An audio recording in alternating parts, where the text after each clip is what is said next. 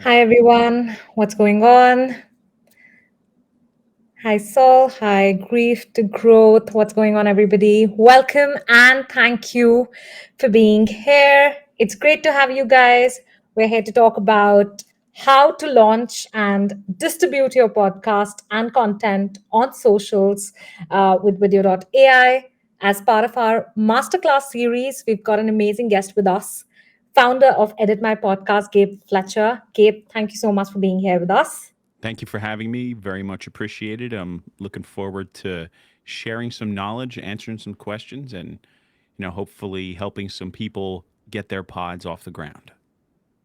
Absolutely. So, Gabe and his podcast and content agency has helped countless podcasters, businesses, and marketing agencies dial in their messaging and speak directly to their target audience. Gabe is not just a marketer, he's also a podcast and content innovator. With his expertise in brand messaging and short form video content creation, he knows exactly what it takes to create compelling, engaging, and profitable podcasts. Through their custom concierge podcasting program, offering complete, fully managed and produced remote podcast and content recording, a true done for you system. Gabe is here with us to share his firsthand knowledge from those doing this at the highest level. So make sure that you stay tuned until the end to grab onto whatever tidbits of information you can gather from this webinar. But first, we have a special announcement for you all. So, we have an offer for you all who are watching us right now. If you use the code GABE10, that's GABE10, you get an additional 10% off on our annual plans. And if you upgrade your video.ai plan during the webinar, you will also get an additional 500 minutes of free rendering time. So, this is a one time offer that will not be available. Again, do not share the code. That's exclusive for those of you attending the webinar, and the code won't be there forever. So, make sure that you take advantage of it. If you go on the video.ai app and you click upgrade, you will see a code section, and then it's going to ask you for your credit card details. It is that simple. If you have any additional questions, you can hit up support or drop any questions that you may have in the chat. So, to begin with, I would like you all to comment in the chat. Do you have a podcast or a YouTube channel? And if you do, please link to them, and we'll love to give you a shout out on, during the webinar. So, over to Gabe.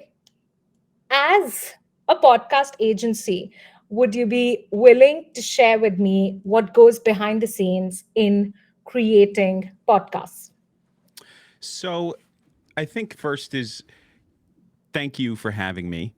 I very much appreciate you bringing me on to work with some of your users and talk about my passions and my program, uh, and also to help these other people.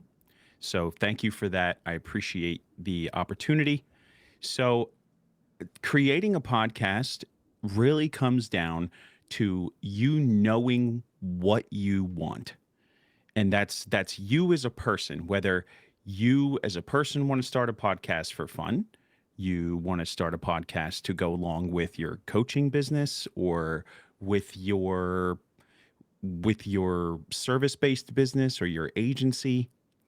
If you if you don't have at least an idea of where you want to go with your podcast, you have to start with that.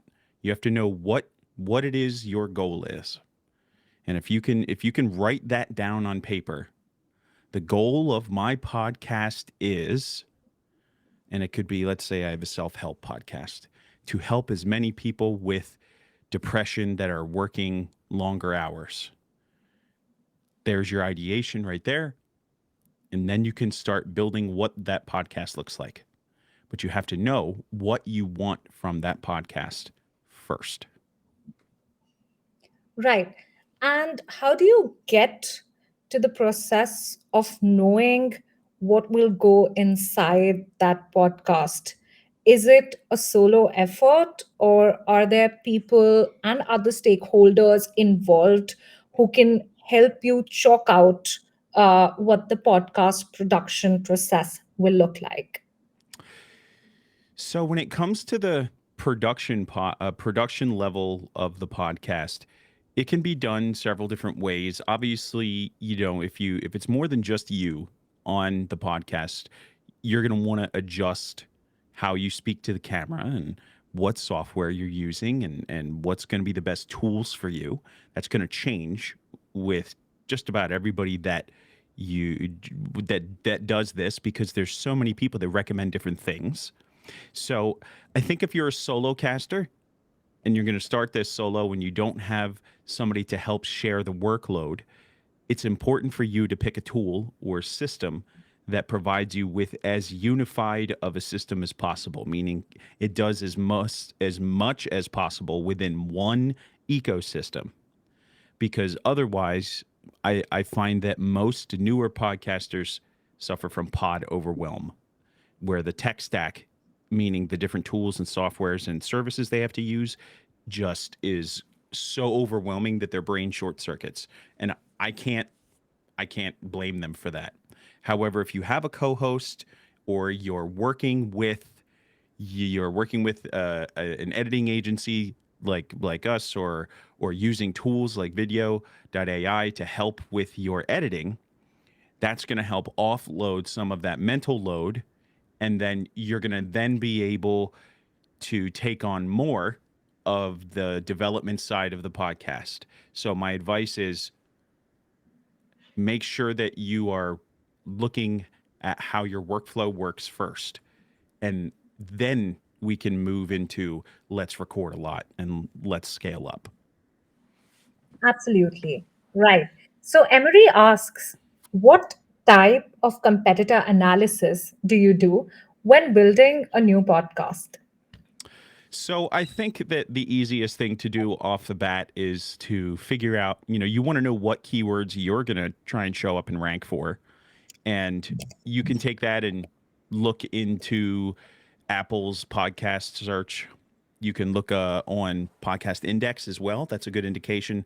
Podcast Index usually has more podcasts listed on it than Apple does, because it's a massive directory, even ones that aren't on Apple anymore. So I would check off both of those. You're going to want to look for podcasts similar to your name and similar to your niche, and make sure that even if your name is similar, that you have a differentiating message.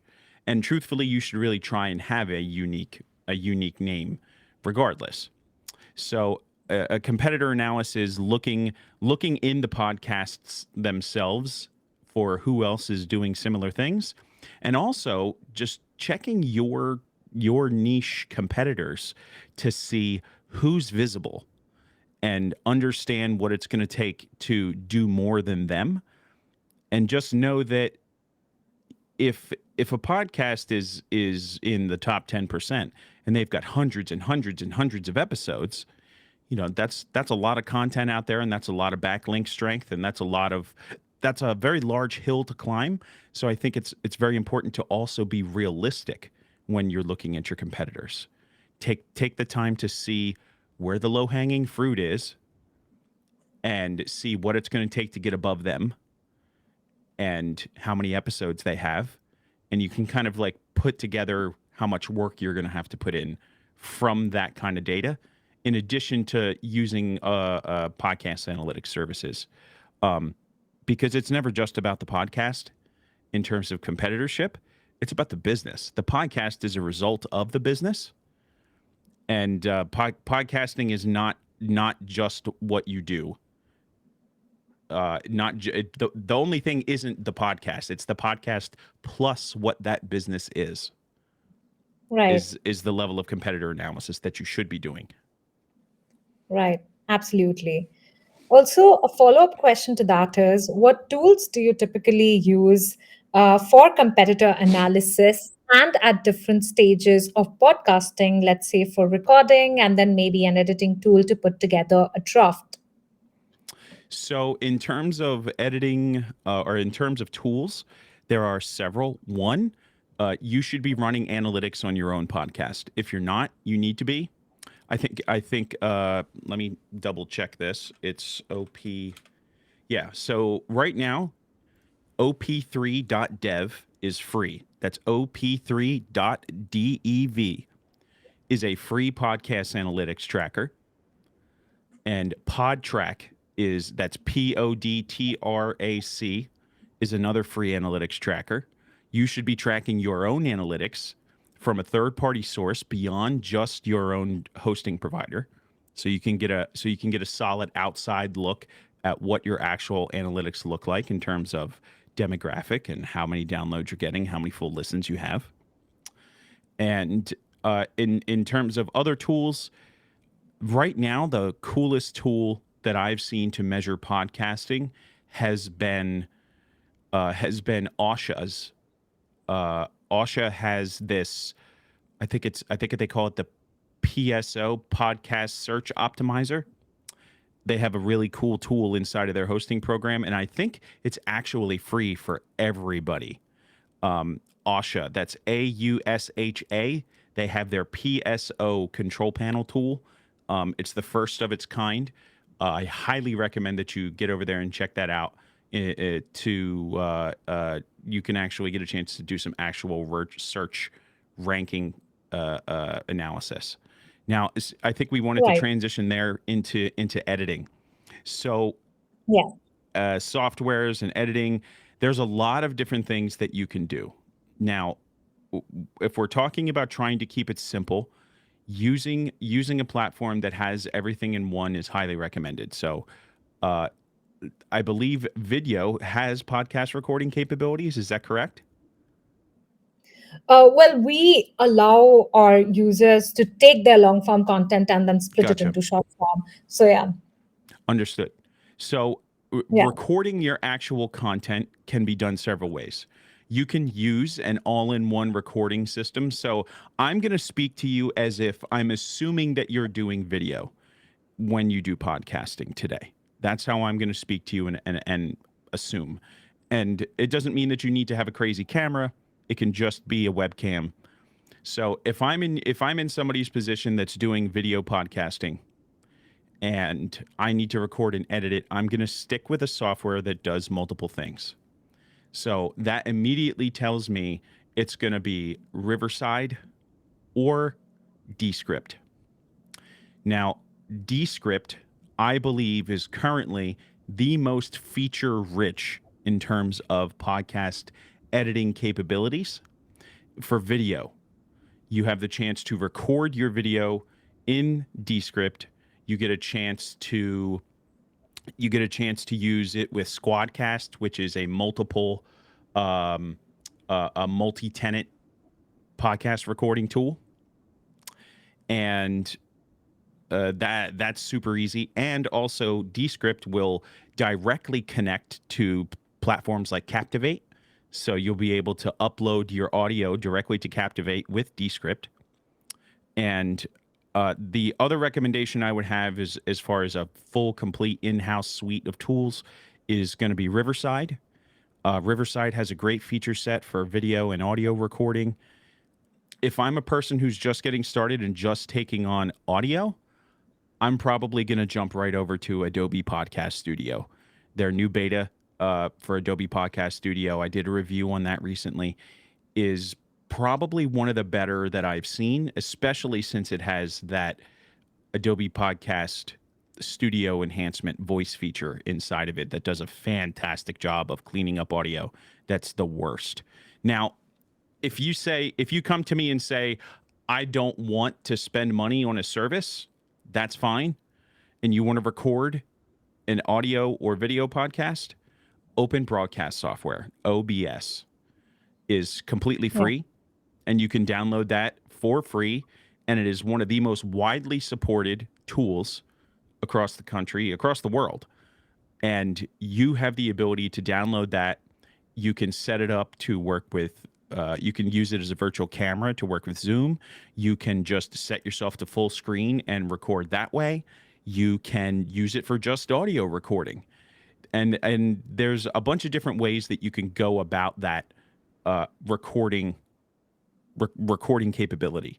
It really just depends on what your technical capability is.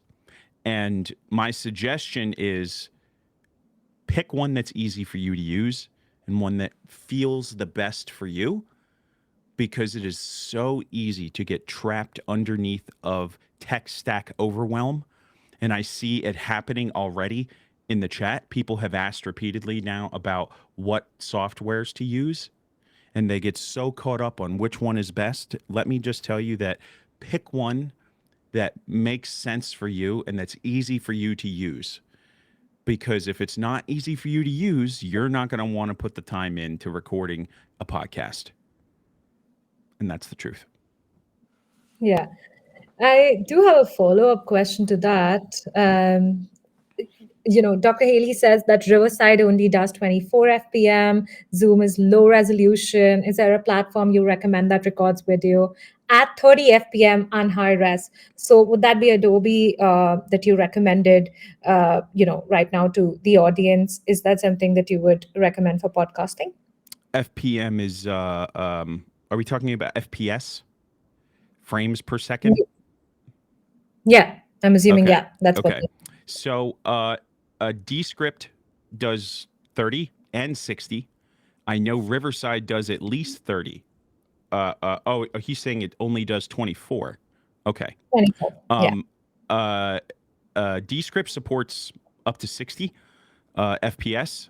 And truthfully, if you want to record, and then let's say that Descript doesn't allow you to record in 60, but you want to edit in 60, Descript will let you edit in 60 frames per second. However, if you just, let's say that the recording feature doesn't work in 60, you can just use OBS, Open Broadcast Software, and just record full screen. And then you can go and import it into Descript for editing. Eddie up here asks about, is it based on camera? Well, technically, yes. It is based on your camera if you have it set to 30 or 60. But just in capabilities of the software, Descript definitely supports editing in 60 frames a second. 100% it does. Awesome. All right. Moving on to another aspect of podcasting, Jack asks, how do you balance speaking conversationally with speaking cleanly to reduce editing time around stutters, false starts, etc.? To do it correctly, you're going to have to spend some time using some research and education around A, microphone training. B, you should be wearing headphones, because if you wear headphones, you can hear yourself in a monitor, and then you'll be able to tell if you've moved too far away from the microphone or if you're too close to the microphone. So wearing headphones, very big plus. Even if you don't like them, most computers or softwares or mixers support Bluetooth, and you can use AirPods or Samsung earbuds, something like that. Using headphones will be huge. And truthfully, it's just a lot of being intentional with waiting for people to have complete thoughts. And quick cutting is also acceptable for podcasts. And if you find yourself fumbling during the recording, all you have to do is just take a breath and go back to where the last previous natural breath was in your recording track. So if I'm reading Jack's statement, how do you balance speaking conversationally with speaking cleanly to reduce editing time? Now I pause and I go, around stutters, false starts, etc. So if I had messed up saying the word around, stutters, false starts, I would just go back to the word around. I'd take a breath, find my center on the lens. So because you can look at the camera, then you actually have to find lens center. But I bring my breath in and then I continue speaking. And it's being intentional with how you breathe that makes a massive, massive difference in the level of editing that you're going to have to do later, especially if you're going to be outsourcing your editing to a team. And truthfully, the more you do it, the easier it gets. Just know that editing a podcast and recording mouth noises and clicking and all of those types of things are going to always be a thing that you're going to have to remove. And most softwares like Descript and like Riverside don't have those capabilities. That's a little bit more audio engineering. And here's a pro tip: you can purchase an audio engineering class on Udemy, Udemy. You can learn podcast editing on Udemy for like $20, and you'll get like a 3-hour long course that'll show you how to do that. That's insane. I had no idea how important breath work is when it comes to podcasting. So, those were some great insights. And Gretchen has an interesting question. It's related to the marketing side of things. How do you determine which keywords to use when, I'm assuming, you're marketing or promoting your podcast on social media channels? So you approach podcasting and keywords just like you would for traditional search metrics. Excuse me. Now, the OSHA PSO panel will give you suggested keywords that you can use. Highly recommend you check that out. In general, you should be looking at, you can either use Google Trends as just like a solid search reference. And if your business is tied to a specific search term, you should be able to figure out what those search terms are that people would be searching for to find somebody like you in your business, and make sure that when you use Google Trends, you set it to 12 months instead of just 1 year, or set it back to like 2004. So that way you can see all the search traffic data. And you can use Google Trends to find which phrases have the most traffic and search over time. And once you have that, you can work that into episode titles, the first 100 words or so of your show notes, things like that. Just know that it's not always search terms, because if we're just using podcast directories, which are not search engines, this is the most important piece that I give to everybody. Marketing your podcast does not stop at using podcast platforms. They need to be on your website. They need to be on Google, or not Google. They need to be on your website. They need to be on all of your socials. They need to be on YouTube. All of these things are really, really important. And my suggestion for determining which keywords you want to use, look at your actual business model and see what search terms are going to be relevant for that. And that's one of the best ways you can go about that. Right. So you mentioned that, you have to make sure that you're not only marketing or promoting your podcast on social media, but you're also putting out the content on your website and other marketing channels, which involves multiple steps. So, how do you project manage this? How do you ensure that you are streamlining the efforts to save time and effort while repurposing podcast content? So using the correct tool set is, again, going to set you up for success. And I've been a user of VidYo.ai since its first interface and its first launch. And I believe VidYo.ai was the first service out there to the first service out there to integrate transcription and clip down capabilities. The best option, I think, right now, and the most feature rich, is going to be VidYo.ai. There are a few others which I could name, but I truthfully think VidYo.ai is going to be the best one that has the most feature-rich feature set and at a really solid price point.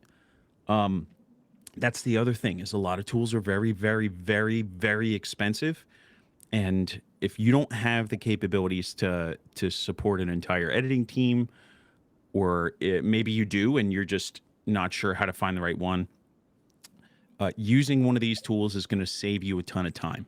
Now, a lot of people look at that and say, I don't want to spend $20 to $50 a month on this tool because, my podcast is so new.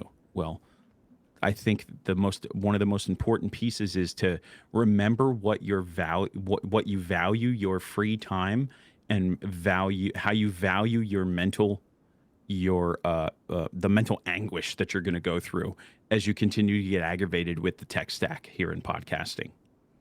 Yeah. Utilizing tools like this is not only going to save your mental capacity, it's going to save you time and money, because your time is worth money. And you need to be leveraging the right tool set so that you can save time at the end and have outputable results from, instead of just chasing your tail. Right, absolutely. Time is worth the money is something that we keep reiterating, all the time at video.ai. And just want to segue into that we have a special code for you that we informed you about towards the start of this webinar. That if you use the code GABE10, that's GABE10, you get an additional 10% off on our annual plans. And if you upgrade during the webinar, you will also get an additional 500 minutes of free rendering time. This is a one time offer. The code won't be there forever. So make sure that you take advantage of it so that you can jump on to using the premium features of video.ai that are exclusively out there for folks who have upgraded to our paid versions. And if you have any questions about our billing cycle or any payment related questions, please drop them in the chat. The support team will be more than happy to help you out with them. Now, I've got two very interesting questions here, which are pretty similar to each other. So, Gretchen asks, do podcasts have to have live video to get 100,000 downloads? Or can audio only podcasts have a chance? I saw a similar question by James where he said that, do you recommend doing video for a podcast even if you don't plan on doing video to start with? What are your Uh, thoughts on that? uh, I think that if you want to get to 100,000 downloads with just just using audio, that's a much longer road. Yeah. That's a much longer road for sure. So just remember that if your goal is to just attract other podcast listeners, then by all means just stay on the podcast path. But I think most people here have a coaching program where they have something they want to monetize, they have some other outside influence, and the road and scalability with video is 10x easier with video versus just doing audio. Now, look, I have a really nice camera set up, and I've got my pictures, or I've got my lighting all dialed in, and this is a very expensive webcam. Like this is a Sony FX3. It's like a $4,000 camera body. Not almost nobody needs this unless you're going to be like unless you're making massive investments into yourself and your future and content recording capability. You can go on Amazon and buy, I think you can get your hands on the newest Logitech MX Brio, not the Logitech Brio, the Logitech MX Brio. That's currently their newest and best 4K webcam. You can get your hands on that for like 200 bucks, and that will look fantastic. Be advised, you may need to buy a couple of lights on some stands. And uh, I uh, I usually have a couple of links to toss out into chat to make recommendations. I don't have them right this second, but just incorporating video and speaking to the camera, Mm. you don't need to record audio separately. You don't need to record video separately. You can just record video and then edit the podcast video track and then be able to export audio from it and put it on YouTube and podcast platforms. So you can do the video, you can do editing once. You don't need to do it twice. You can do it once. Everybody thinks that taking on video is this massive thing. And it doesn't need to be. So my advice to you is to take on video, even if it's just the most basic, just you standing on camera and talking. Being on video allows you to be in way more places and capture a much larger audience than without. And it's almost at this point without video detrimental to your ramp up success. Doing it correctly can be confusing. So that's something I deal with a lot of questions. Where should I put my video? Where should I do this? I see we're getting a lot more questions. So I want to jump in. I want to make sure that we keep moving through these. Absolutely. So a follow-up question to that is, does the video always have to be live, or can it be recorded when you're podcasting? You should be. I'm a big proponent of recording, only because you have the ability to create and dial in your content. And if you don't like something, you can just stop, take a deep breath, and then record again. Yeah. You don't need to do live. I would highly recommend that you invest in recording on your own, and just know that your first few times are not going to be perfect, and it's going to get better with time. And you can, you just need to take take your time and purposefully record and plan. And recording video can be easy. It doesn't need to be overwhelming. Absolutely. We're getting a lot of questions related to marketing and promoting a podcast, which we will now be moving towards. The first question by Alicia is that what are the 3 items she needs to get started on a lower end of budget when it comes to monetizing your podcast and marketing and promoting it to a wider audience? So I think, is she asking about promoting, or is she asking about, I think she's just asking Promoting about the equipment. podcast. It's a follow-up question to, I think, what Eddie said about what are the best ways to promote the podcast. He has been looking at Buzzsprout ads to promote the podcast. So like just some promotional Oh, you know activities. what, there's another question below that. She makes a comment about her being overwhelmed. I think she's looking for equipment recommendations. Yeah. That's the way that this reads. This is, and what I'll say is, Oh, yes, yeah. So she's looking for equipment. So a decent microphone, a webcam, and a light is all that you need to get started doing podcasting. You can get started in podcasting with a lower end budget. I mean, you could get yourself just a basic Logitech $100 webcam. Truthfully, I think that I would spring for the better one on the front end. Webcam, and then as far as microphones go, you can go with the Shure MV7. That's Shure, like my microphone here, SHURE MV7. That's a great microphone. It's low end. It's not super expensive. It's about half the cost of this one. If you're as far as lighting goes, you can look up Neewer, Neewer, Neewer lighting. They usually are sold in pairs, and they come with tripods, and they're temperature adjustable. So that means you can set the brightness and the color of them appropriately. Those 3 items. If you want to go even lower than that, you can use an iPhone or a Samsung Android phone. You can use a Rodecaster remote plug-in microphone that plugs in wirelessly into the camera, and then you can have a body mic on your person.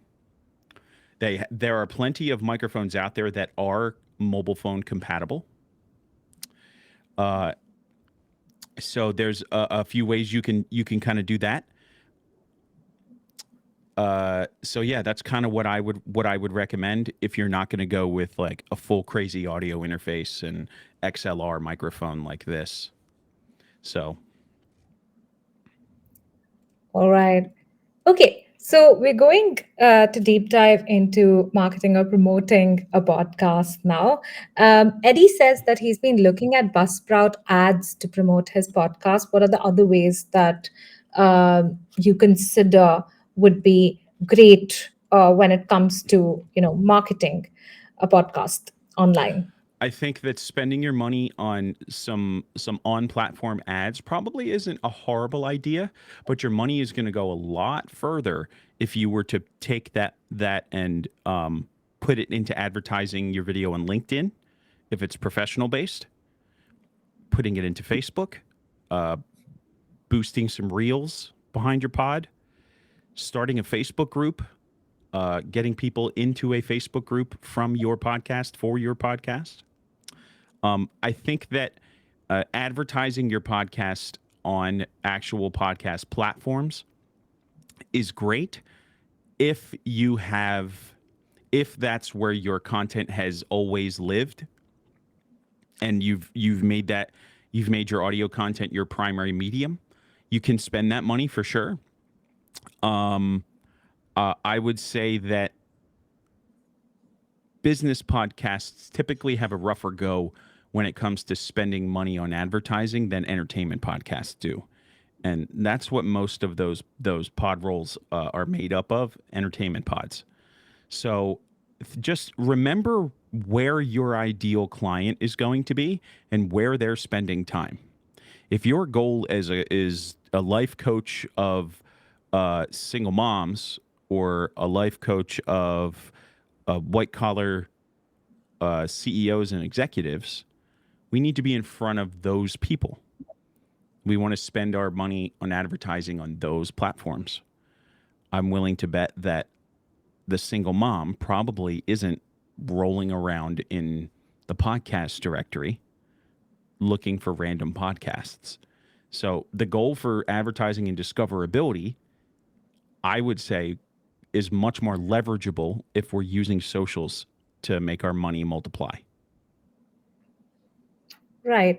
And what are metrics that you focus on to understand whether your podcast is a success? So I think that a lot of people will immediately go for downloads. And that's like at the most base level, like, number go up equal more listener, right? Like a caveman, number go up, more listener. Um, and that's at a base level a metric that you could use. I think that a more effective metric is how many email addresses we're capturing, right? From in our own email list, how many people we have joining our Facebook group, how many people we have opting in for discovery calls, how many people we have commenting and signing up for our courses. Those are better metrics to judge how effective your podcasting is being versus just using download count. Ideally, download count plus completion rate are the two on-platform audio measurements that you want to use. Those are going to be your two go-to podcast metrics. Absolutely. And how can understanding your audience demographics um, improve your podcasting in general? So I think that when a lot of people think demographics, they think about big data and they think about large scale data. And you're only going to get so much from your platform to do that. You're only going to and that's truthfully not not the best way to figure out who your audience is, right? Okay. The best way to do that is to remember who it is that you are selling to and who you're offering to, who are those people, right? That's how targeted your message should be. When your podcast opens, welcome to the Video AI podcast, where our goal is to help podcasters adjust adjust their content repurposing game to make it easier for them. Do you see how directed that was on the front? That's how directed our podcasts need to be. The first thing out of your mouth when you record a podcast should be the immediate reminder of you're going to get this, and you're only going to find it here.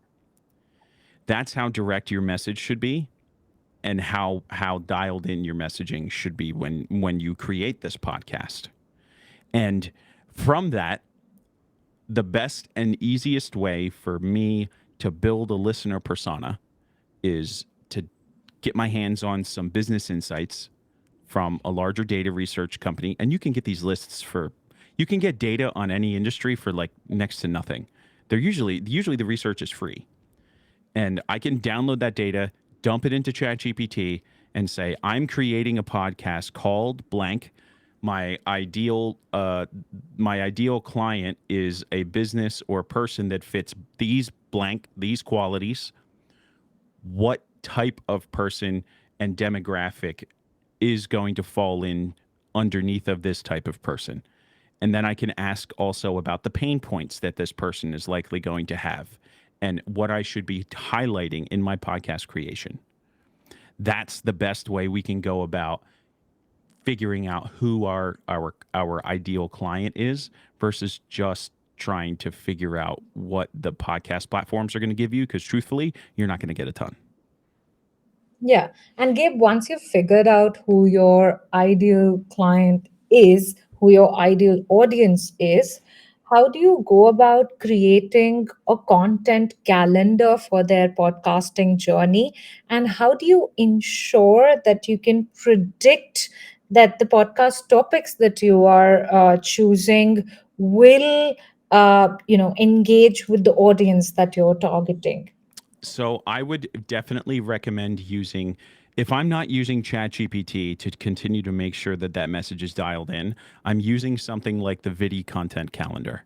I believe that the VidY calendar from VidYo.ai is one of the better tools that allows me to it lets me give it stipulations and information. Then it lets me create that content around what my message is. And that's included inside of the video suite. And I've used that on several occasions, and it's done a better job than ChatGPT. But again, what you get out of ChatGPT is how much you put into prompting. So it may be easier for most people to jump right into VidY with VidYo.ai. I would highly recommend that for sure.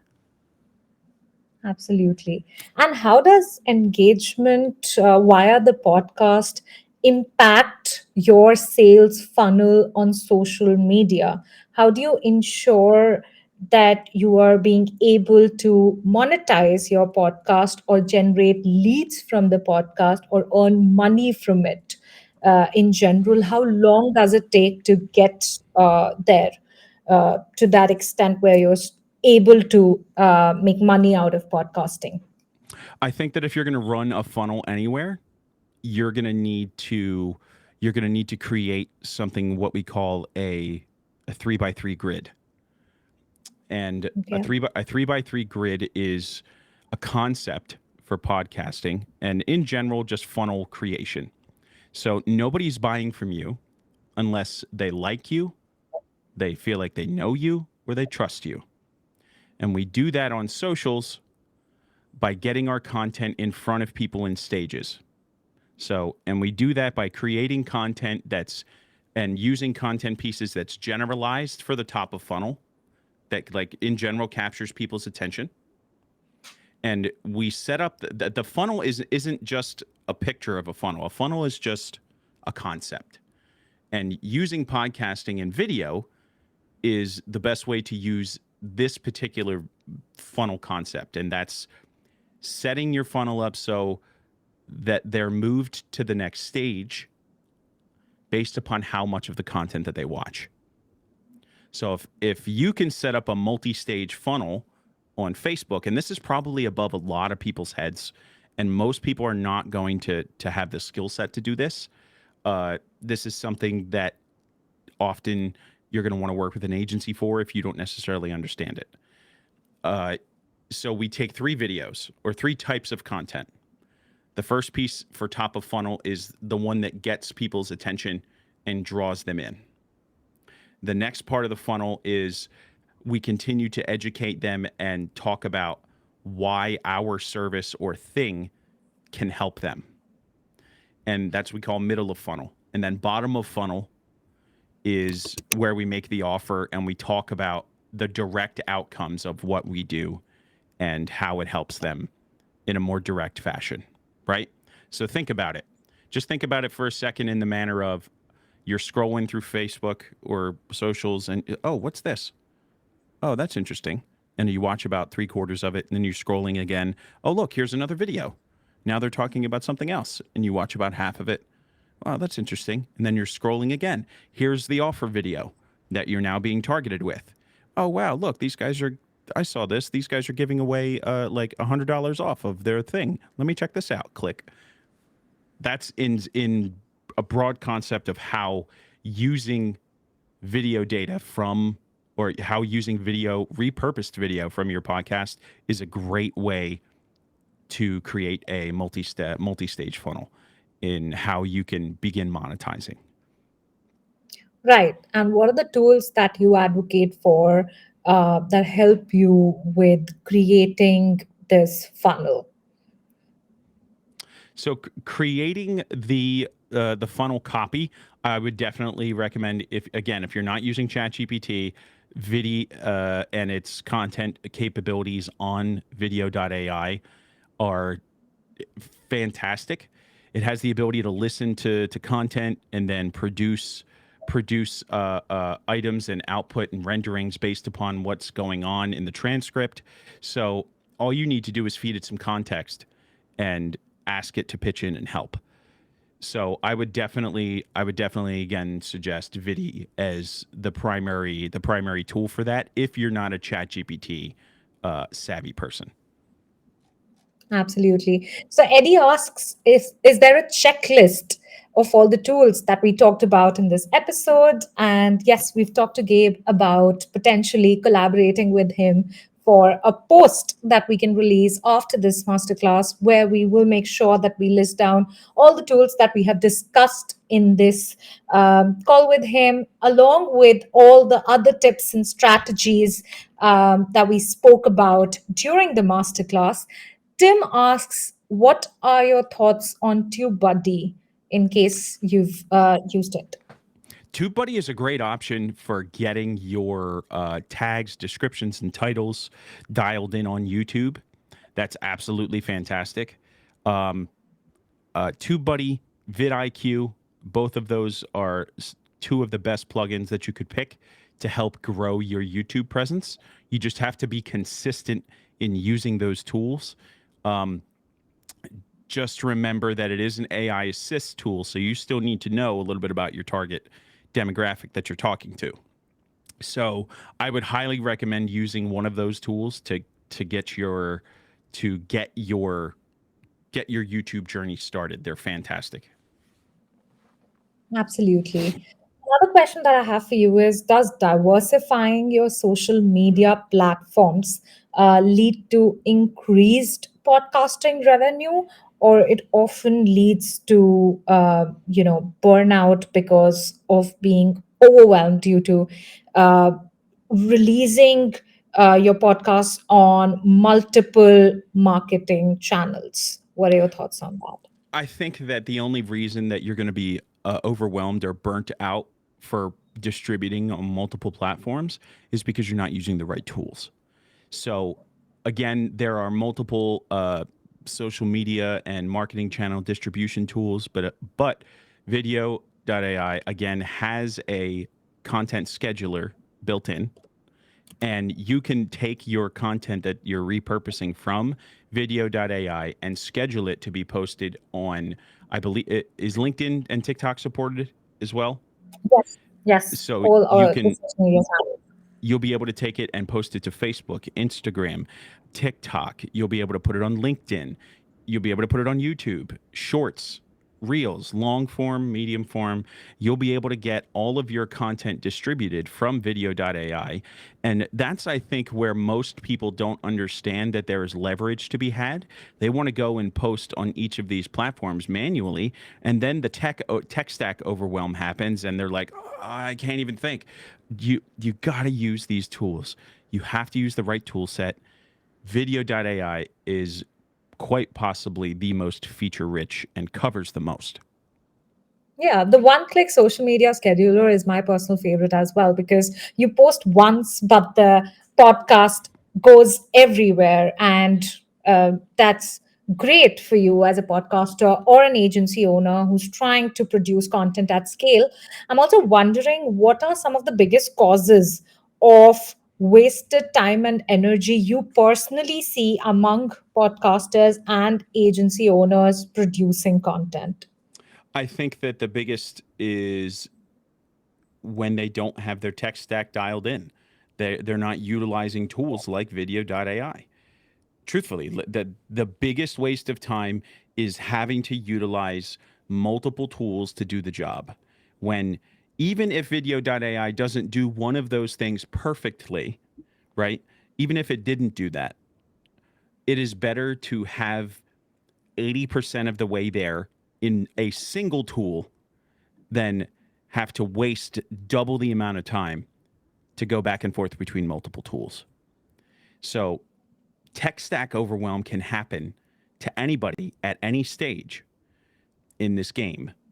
The biggest one is choosing and making sure you've got the right tools at your disposal on the front end. So, content cut down and repurposing, captioning, accurate transcription, uh, content scheduling, content creation. All of these things can be solved by using VidYo.ai and using the one tool that's available for you that has everything that you need. And listen, if you need some other tools, that's okay. If you want to create blog posts that are a little bit more in depth, or you want to use another larger language model like Claude or GPT to create some additional content from that, that's fine.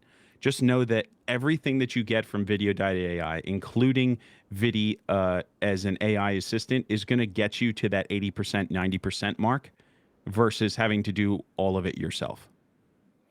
Absolutely.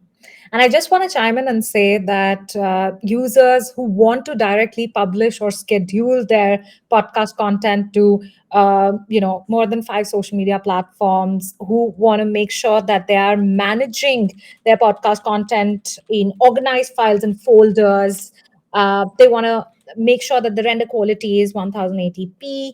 Um, and they want to use custom brand kit templates, Yep. witty social media analytics that's coming out soon. You definitely need to jump on board our paid plans. If you use the code Gabe10, you get an additional 10% off. If you upgrade your video.ai plan during the webinar, you get an additional 500 minutes free as well. Gabe, do you want to talk about the link that I'm inserting in the chat right now Mm-hmm. with the audience? Yeah. Yes. So, really quick to just address Money Master here. There risk of using scheduling platforms? No, no. You don't you they don't carry any risk for you other than maybe you need to delete a post and then reschedule it. The only risk and negative that you have is by not using it to save your time. Pick any scheduling platform and it will end positively for you. That's what I can tell you. So, those of you who want to launch your podcast and have a business or you have a marketing agency and you want to get your podcast launched and you want that messaging dialed in, we offer podcast launch services. And if you book a call through that link, which is exclusive just for video watchers here on this webinar, you get a chance to save $500 on a podcast launch service. Now, I warn you, podcast launches are extremely labor intensive and they are not cheap, which is why they're mainly geared towards individuals that have a business, or they have a marketing agency, and they're using it as a business expense. However, you can also book a call through that link, and we do podcast coaching and mentoring. And in addition to, you can purchase blocks of time where we'll spend time with you to walk you through and help you with different parts of podcasting if you don't understand them. Like, some people just truly can, you could say something 12 times to them and they're just like, I don't get it. And to be fair, I understand that, because there's so many different people saying different things in the podcasting world. So if you need any technical help, or you want to grab some time to just learn a thing or have some coaching, that is also available. You can grab a discovery call time by using that link, and that is available exclusively for VidYo.ai webinar watchers, and we'll make sure that that goes into the episode show notes as well. So I know that there are a Absolutely. bunch of you here that could probably use some help. So feel free to grab that time, and then we can set up some training time for you. Right. We're just going to take two final questions. So April asks, is podcasting seasonal? Is there certain times of the year there are more listeners and I should increase my number of episodes? I mean, winter. I mean, that's just how it's always going to be. The less active and things people have to do, people are going to be more active during the winter, and they're likely to be more active uh, during the summer, when they've got more vacation going on and they're relaxing more. Summer and winter, truthfully, is where I would say winter more than anything. Um, is I would say that's when I would make sure we're hitting that once a week mark minimum, because truthfully, like, that's the frequency you're going to want to reach to get to velocity anyway. That once a week release point.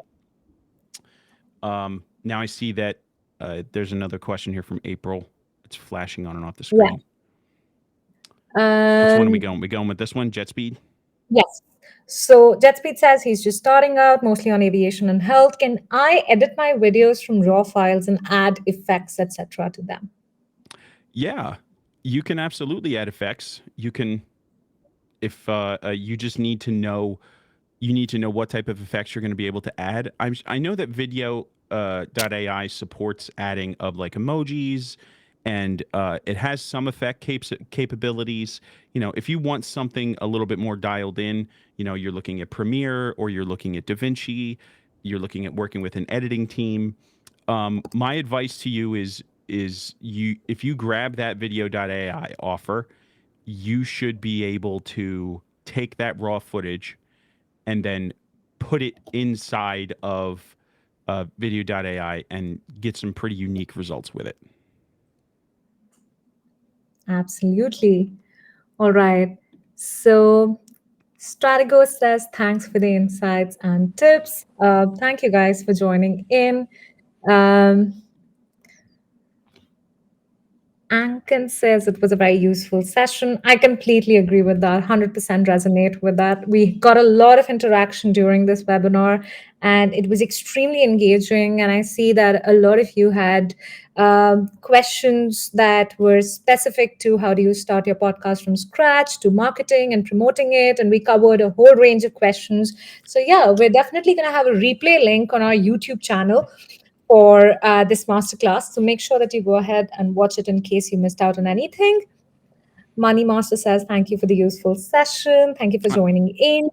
I'm sure I'll be back to do another session here to reiterate on some of these topics, and I'm sure that after we take the recording for this and run it through VidYo.ai, and I run it through the VidAI content tool, that we'll have a lot of things that we'll be able to address and roadmap for you guys. So I think that we'll definitely be here again, and hopefully teaching you guys some more things.